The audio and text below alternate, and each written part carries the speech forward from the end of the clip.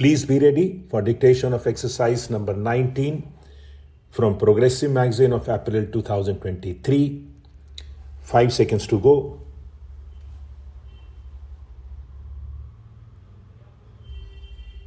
Start. Revenue has to go into a consolidated fund. That is the mandate of Article 266 of the Constitution. It has to either go into the Consolidated Fund of India or the Consolidated Fund of a state. It cannot go nowhere, and I am afraid the draft amendment circulated leaves this question unanswered. I can understand the problem that you faced. I think, to the best of my understanding, the problem was how to avoid double counting. But I think there was a more elegant way of dealing with the problem of double counting. I think the draft is clumsy. Maybe it can't be rectified at this stage when we are in the final stages of debating the bill. But I would just add a word of caution that the drafting in this respect is rather clumsy. The second issue was, I think, an issue that could have resolved in 5 minutes. How can you, in a destination-based tax, have a retrograde provision like some states being allowed to impose an additional 1%? What is the rationale of a GST? The rationale of a GST is that we must avoid multiplicity of taxes, we must avoid cascading of taxes, and we must be able to capture every taxable transaction. If you give to some states the power to impose an additional 1% tax, and in the bill that was circulated, it could have been imposed by more than one state as goods pass from one state to another, it would have led to multiplicity of tax rates, it would have led to cascading, and it would have led to a situation where several transactions may or may not be captured.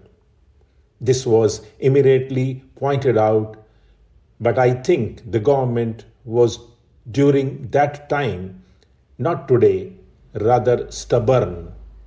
The chief economic advisor of the government pointed out that this was a retrograde provision and this should be scrapped, and I am happy that this has been scrapped.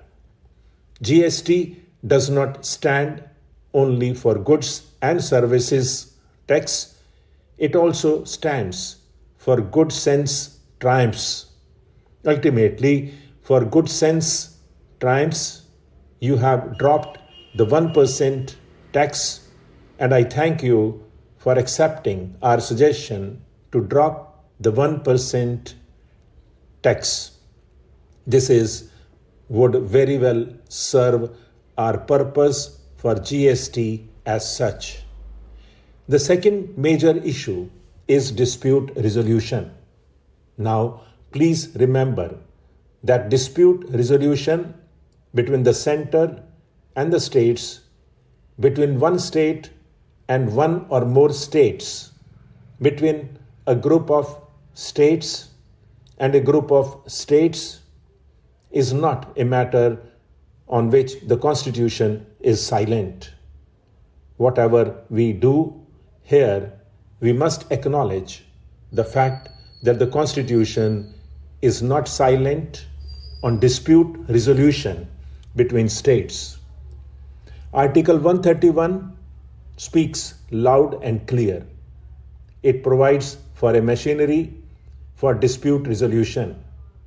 Nothing that we do here can derogate from Article 131 unless you amend Article 131, and that is not what we are doing today, which is why the bill introduced by the finance minister in 2011 laid out a clear provision for dispute resolution called the Dispute Resolution Authority and recognized that dispute resolution is an exercise of judicial power. Just as the government is jealous of guarding its executive power, just as we in Parliament are jealous of guarding our legislative power, the judges of this country are jealous about guarding their judicial power. Time and again, the judges have said, if you encroach upon our judicial power, we will strike it down. I still maintain that the provision introduced by the finance minister was the best provision, or clearly a much better provision than the provision introduced in the present bill. The draft circulated was very deficient. It did not even require the GST Council to establish a mechanism. It says may lay down the modalities, and in discussions with us, and I believe discussions with other parties, it was pointed out to the government that this is hopelessly deficient. You must oblige the GST Council to set up a dispute resolution authority, and it must be set up with back date. A mechanism cannot be set up after the dispute arises.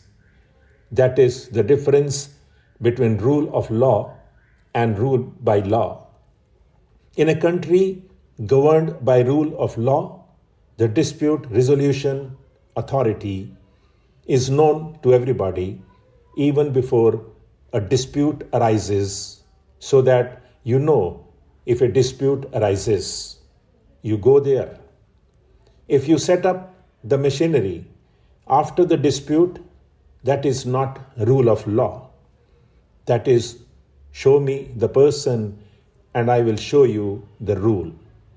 I am glad that some strengthening has been done to this provision. I would still urge the finance minister, if he is inclined to do that, to strengthen it during the course of this debate. He can move an official amendment. I would still urge him to say that the clause amendment number 7 to clause 12 can be strengthened. Stop.